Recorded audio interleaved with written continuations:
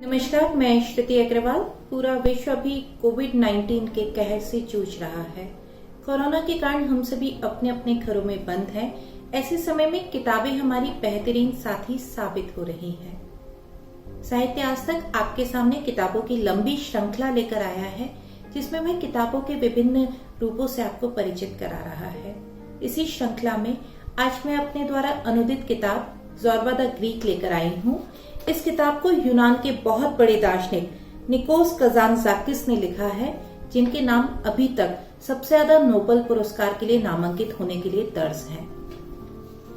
इसी किताब का एक महत्वपूर्ण अंश, मैंने ज़ोरबा के साथ स्वयं को नृत्य के लिए समर्पित कर दिया। ज़ोरबा बीच बीच में मुझे हिदायतें देता रहा। उत्साह लेकिन गंभीरता से वह मुझे नृत्य सिखा रहा था। मैं नृत्य करते समय स्वयं को साहस से परिपूर्ण महसूस कर रहा था। मुझे ऐसा लग रहा था मानो मेरे हृदय को पंख लग गए हों। वाह वाह, तुम तो गजब कर रहे हो। ताल के साथ ताली बजाते हुए ज़ोरबा बोला।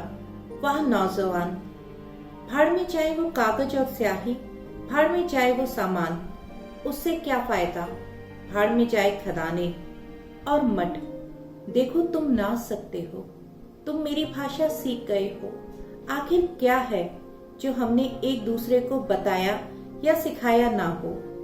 ज़ोरबा नंगे पांव ताली बजाते हुए पत्थरों पर चढ़ रहा था। बॉस, मेरे पास हजारों लफ्ज हैं तुमसे कहने के लिए। मैंने इतना प्यार कभी किसी से नहीं किया।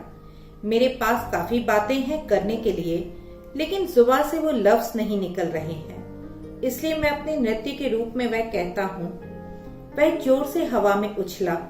उसके पांव और बाहें इस तरह थे मानो उन्हें पंख लग गए हों। जैसे ही उसने स्वयं को हवा में उछाला, पीछे से समुद्र और आकाश का मनमोहक नजारा नजर आया। वह विद्रोही पुराने योद्धा की भांति लग रहा था। ज़ोरबा के नृत्य में हठ और विद्रोह के भाव थे। महसूस हो रहा था वह आकाश पर चिल्ला रहा हो, ईश्वर से कह रहा हो, आप मेरे लिए क्या कर सकते हैं, मेरी मृत्यु कब होगी, इसके अलावा आपके हाथ में कुछ भी नहीं है।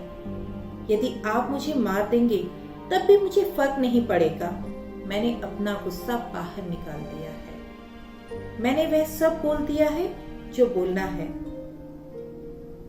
अब यह मेरी नृत्य करने का समय है। मुझे आपकी कोई आवश्यकता नहीं है। ज़ोरबा का नृत्य देख मुझे पहली बार समझ में आया किस तरह एक व्यक्ति अपने पूरे प्रयास कर सकता है, किस तरह वह उम्र की ढलान पर भी चुस्त दुरुस्त रह सकता है। मैं ज़ोरबा की धैर्य, चुस्ती फुर्ती और अपने आप पर गौरवान्वित होने की आदत का कायल हो चुका था। अपने कौशल और विवेक से वह रेत पर मानवता का एक अलग अध्याय लिख रहा था। नृत्य करते करते ज़ोरबा के पांव थमे।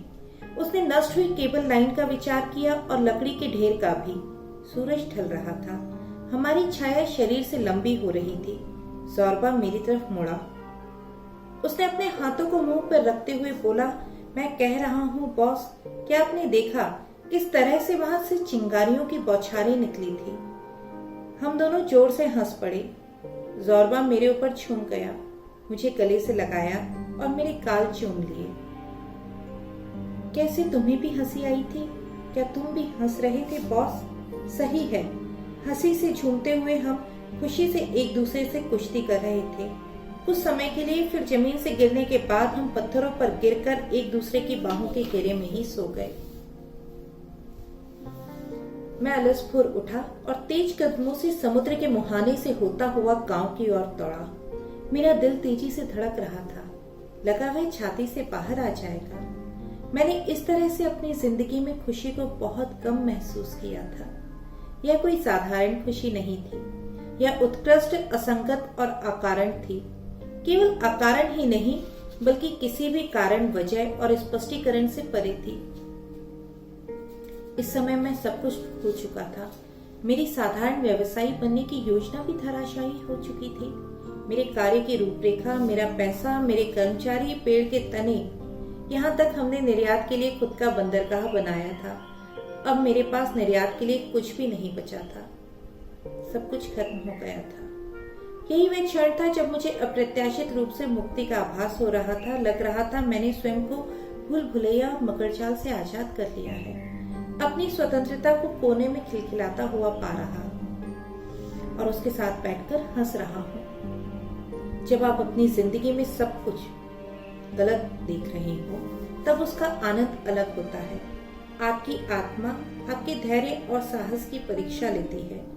एक अदृश्य और पूर्ण शक्तिशाली दुश्मन, जिसे कुछ लोग भगवान तो कुछ शैतान कहते हैं, वह हमारा विनाश करने के लिए हमारी ओर दौड़ रहा था, पर हम खत्म नहीं हुए थे। हमारा जीवित और जुझारू रहना हमारी जीत है। हमारे मन और आत्मा के सामने हम विजेता हैं, जबकि बाहरी लोगों के लिए हम बुरी तरह से टूटे और हारे हुए थे। हम इंसानों को इसमें खुशी और गर्व का अनुभव होता है। बाहरी आपदा अब एक महान और अचल सुख में परिवर्तित हो गई थी। बस यही तो हमें कोरोना काल में करना है। कोरोना काल में जब हम अपना सब कुछ खो रहे हैं, जब हमें महसूस हो रहा है कि हम चार दीवारी में बंद हैं, तब हमें अपने आप को खोजना होगा। मैं यहाँ आपको बताना चाहती हूँ कि ज़ोरबा द ग्रीक इसी किताब पर आचार्य रजनीश के लगभग सारे सिद्धांत जो भी है महत्वपूर्ण वह आधारित हैं। इसी किताब पर उन्होंने ज़ोरबा द ग्रीक की जगह ज़ोरबा द बुद्धा अपनी किताब भी लिखी थी, जिसमें एक नए मनुष्य की कल्पना की थी। तो क्यों ना ऐसा हो कि कोरोना काल में हम अपने अंदर की मानवता और इंसानियत को खोज एक नया अध्याय लिखें। शुक्रिया।